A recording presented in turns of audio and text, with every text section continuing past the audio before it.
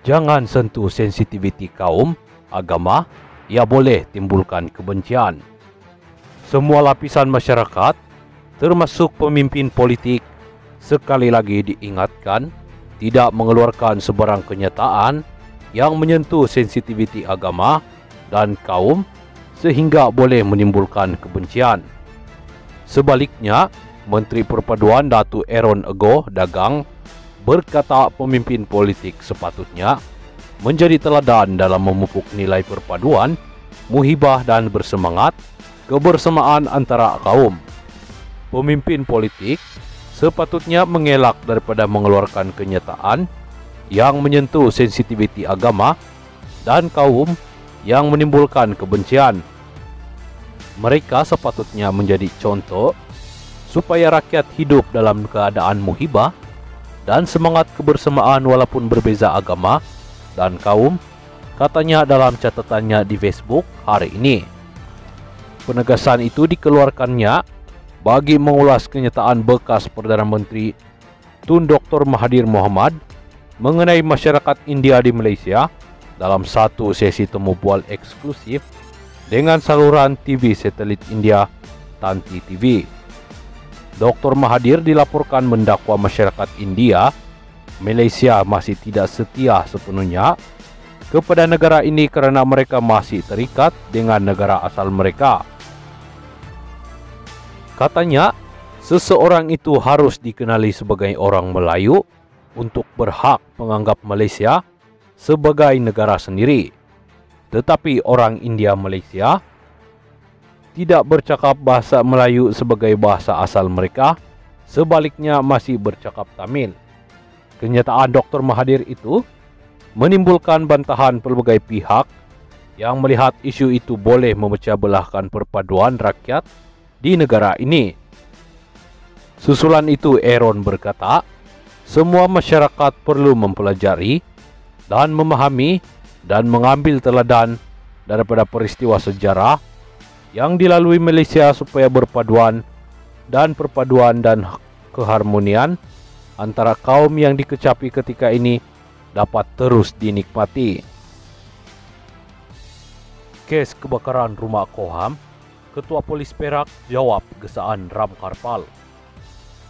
Siasatan ke atas suspek lelaki yang ditahan bagi membantu siasatan kes melontar molotov koktail sehingga menyebabkan kebakaran kenderaan dan rumah ahli parlimen berwas Datuk Ngee Koham masih dijalankan mengikut Seksyen 435 Kanun Keseksaan.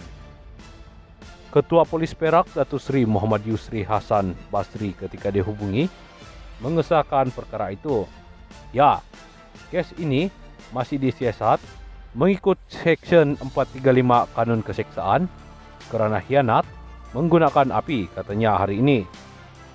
Beliau berkata demikian ketika diminta mengulas kenyataan ahli Parlimen Bukit Gelugur Ram Karpal Singh yang semalam mengesah polis menyiasat kes kebakaran terbabit dari pelbagai aspek termasuk cubaan membunuh bawah Seksyen 307 Kanun Keseksaan.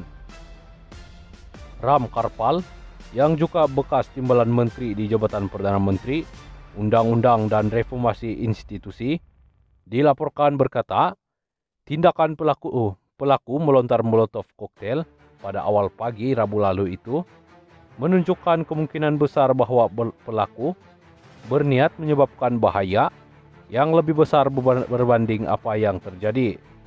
Dengan hormat, insiden kebakaran rumah Koham harus disiasat dari pelbagai sudut termasuk cubaan membunuh di bawah Seksyen 307 Kanun Keseksaan memandangkan pelaku memilih melakukan jenayah terbabit semasa mangsa sedang tidur dan tak berdaya. Oleh itu, niat untuk menyebabkan kematian tidak boleh dikecualikan.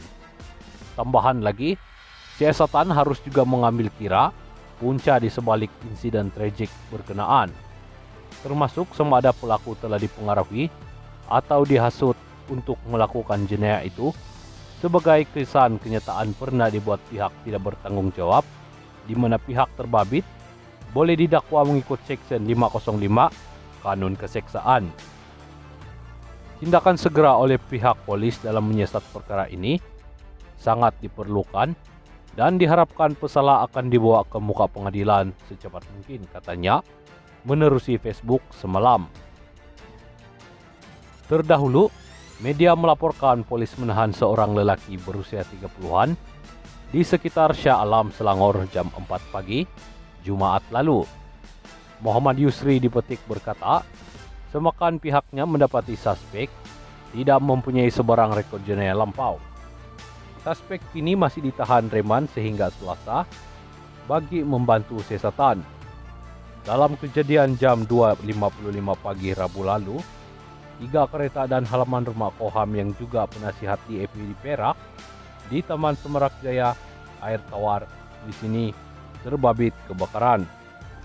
Koham dan istri yang ketika itu sedang tidur di tingkat atas kediaman sempat menyelamatkan diri selepas dikejutkan bunyi deringan lonceng rumah yang dibunyikan berkali-kali oleh jiran mereka. Koham pada sidang media hari yang sama memaklumkan bahwa beliau percaya insiden terbabit mempunyai kaitan dengan cadangan beliau agar pakar perlembagaan bukan Islam dilantik untuk membantu jawatan kuasa khas mengkaji kompetisi Dewan Undangan Negeri untuk menggubal undang-undang Islam. Suspek lelaki yang ditahan bagi membantu siasatan kes melontar molotov koktail sehingga menyebabkan kebakaran kendaraan dan rumah ahli parlimen berwas Datuk Nge Koham bukan ahli parti politik. Ketua Polis Perak Datuk Seri Muhammad Yusri Hasan Basri berkata, pihaknya masih menjalankan siasatan mengikut Seksyen 435 Kanun Keseksaan bagi mengenal pasti motif suspek berusia 30-an itu. Tidak, suspek bukanlah ahli mana-mana parti politik. Berdasarkan siasatan, suspek juga menetap di luar daerah Manjung, katanya hari ini. Ditanya sama ada motif suspek berunsur dendam pribadi atau diupah pihak lain, Muhammad Yusri berkata, motif suspek masih dalam siasatan polis. Rabu lalu media melaporkan kebakaran membabitkan kediaman Nge yang juga penasihat DAP Perak di Taman Semerak Jaya Air Tawar di sini. Kejadian itu mengakibatkan Mercedes-Benz miliknya musnah dan turut menyebabkan kerusakan pada Honda CR-V, Toyota Hilux, serta halaman rumah Koham. Semalam, Muhammad Yusri dilaporkan berkata suspek di berkas jam 4 pagi Jumaat di Shah Alam, Selangor itu tidak mempunyai sebarang rekod jenayah lampau. Lelaki terbabit kini ditahan reman sehingga Selasa depan bagi membantu siasatan.